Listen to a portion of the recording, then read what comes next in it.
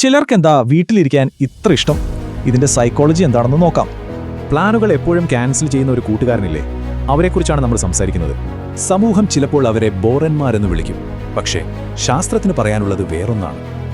ആദ്യത്തെ തെറ്റിദ്ധാരണ ഇത് വെറും മടിയാണെന്നുള്ളതാണ്. പക്ഷെ അതാണോ സത്യം? അല്ല, സംഭവം അതല്ല. ഇത് തലച്ചോറ് എങ്ങനെ എനർജി മാനേജ് ചെയ്യുന്നു എന്നതിനെ ആശ്രയിച്ചിരിക്കും. ചിലർക്ക് ഓരോ സോഷ്യൽ ഇവന്റും ബാറ്ററി തീർക്കും.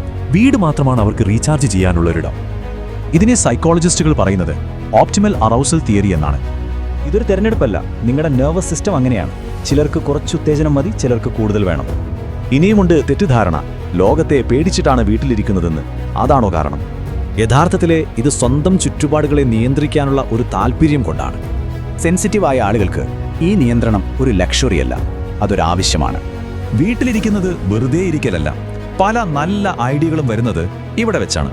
പുറത്തുപോയി അടിച്ചു പൊളിക്കുന്നതാണ് നല്ല ജീവിതമെന്ന് സമൂഹം നമ്മളെ പഠിപ്പിക്കുന്നു. പക്ഷെ നിങ്ങളെ നല്ല ജീവിതം ചിലപ്പോൾ സോഷ്യൽ മീഡിയയിൽ കാണുന്നത് പോലെ ആയിരിക്കണമെന്നില്ല.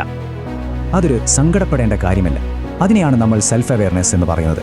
പക്ഷേ വീട്ടിലിരിക്കുന്നതിന് ചിലപ്പോൾ ഒരു ഡാർക്ക് സൈഡ് ഉണ്ടാകാം. ചില സമയങ്ങളിൽ വീട് ഒരു സേഫ് സ്പേസ് ആണ്, റീചാർജ് ചെയ്യാനുള്ള ഒരിടം. എന്നാൽ മറ്റു ചിലപ്പോൾ അതൊരു കെണിയായി മാറും, ഉത്കണ്ഠയും ഡിപ്രഷനും തീർത്ത ഒരു കൂട്. അപ്പോൾ സ്വയം ചോദിക്കുക, ഇത് സമാധാനമാണോ അതോ ഒളിച്ചോട്ടമാണോ? വീട്ടിലിരിക്കാൻ ഇഷ്ടപ്പെടുന്നവർക്ക് അതൊരു വലിയ ലോകമാണ്, സ്വന്തം ഇഷ്ടപ്രകാരം തിരഞ്ഞെടുക്കുന്ന ഒന്ന്. മറ്റുള്ളവർ ശ്രദ്ധിക്കാത്ത ചെറിയ കാര്യങ്ങളിൽ അവർ സന്തോഷം കണ്ടെത്തുന്നു. ഇതിനെ സൈക്കോളജിയിലെ ലോ സ്റ്റിമുലേഷൻ പ്രിഫറൻസ് എന്നാണ് പറയുക. അതുകൊണ്ട് ഓർക്കുക, നിങ്ങൾക്കൊരു കുഴപ്പവുമില്ല, നിങ്ങളുടെ വയറിംഗ് കുറച്ച് വ്യത്യസ്തമാണെന്ന് മാത്രം.